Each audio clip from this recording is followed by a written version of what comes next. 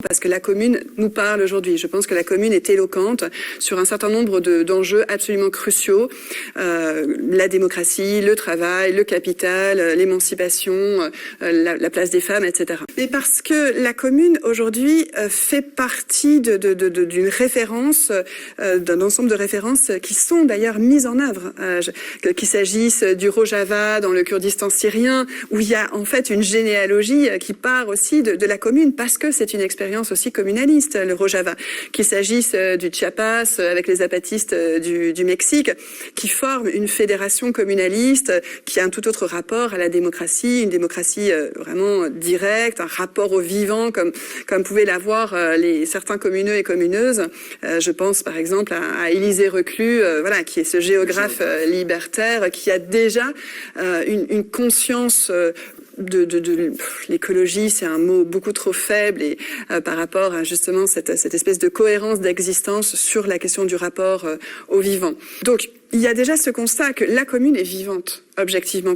On la voit citée dans les ZAD, à Notre-Dame-des-Landes, par exemple. Il y a eu des promenades politiques, en fait, autour de la commune et des différentes expériences de communes, y compris pendant, par exemple, la Révolution espagnole, pas seulement la Commune de Paris. Ce qui m'a aussi beaucoup frappé en m'imprégnant des archives, des textes, des lettres, de tous ces écrits de communeux et communeuses, c'est quand ils ont survécu à cette terrible répression, extermination, comme tu l'as très bien dit tout à l'heure, eux-mêmes ont eu le sentiment d'être des morts vivants. Et moi, c'est quelque chose qui me travaille depuis des années. C'est la question des spectres, voilà, des spectres dans l'histoire, de ces fantômes qui viennent nous hanter. C'est aussi Walter Benjamin, le philosophe allemand marxiste, qui voulait créer des espèces de collisions entre le passé et le présent. C'est-à-dire, le passé vient aussi parfois à notre rencontre pour qu'on le saisisse, pour faire surgir du nouveau, toutes ces inventions d'inconnus dont parlait également Rimbaud à propos de la commune. L'invention de la commune, de l'inconnu se fait dans ces rencontres, dans ces chocs, dans ces étincelles, ces constellations. Voilà. Il faut faire exploser le passé dans le présent, c'est ce que disait Benjamin. Ouais. Et donc, en fait, les lettres, finalement, se sont imposées peu à peu, parce que j'étais également plongée dans les correspondances, celle de Louise Michel, qui est incroyable, et qui se sent une morte vivante, se sent coexister avec les morts, tout en étant profondément vivante, tout en étant jusqu'à son dernier souffle, dans une volonté révolutionnaire, libertaire, etc.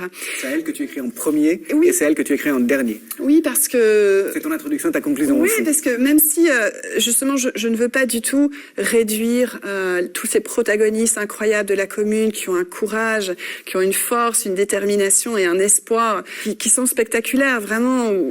Mais il ne s'agit pas de les réduire à cette fameuse figure de Louise Michel qui revient toujours. Entre les deux, il y a plus d'une soixantaine voilà. de destinataires de tes lettres. Absolument, et notamment beaucoup de fans. Oui. Mais c'était aussi lettre à Louise. Au départ, voilà, un peu comme il y a une lettre à Élise, je voulais écrire une lettre à Louise qui finalement en arriverait à montrer que l'historienne ou l'historien, à la fois, sait moins de choses que les protagonistes parce que n'a pas cette chair de l'histoire, cette vie de l'histoire. Et en même temps, on sait plus grâce aux archives, au recoupement des sources.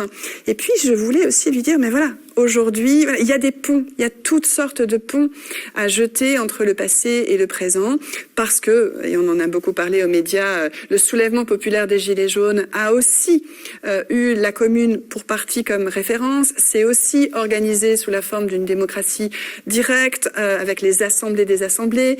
Moi, je suis allée, par exemple, aussi à Commercy en janvier 2020, où s'est organisée une commune des communes. Et donc, toute la question de la légitimité à prendre la parole et à penser le politique a été une question décisive pour les Gilets jaunes.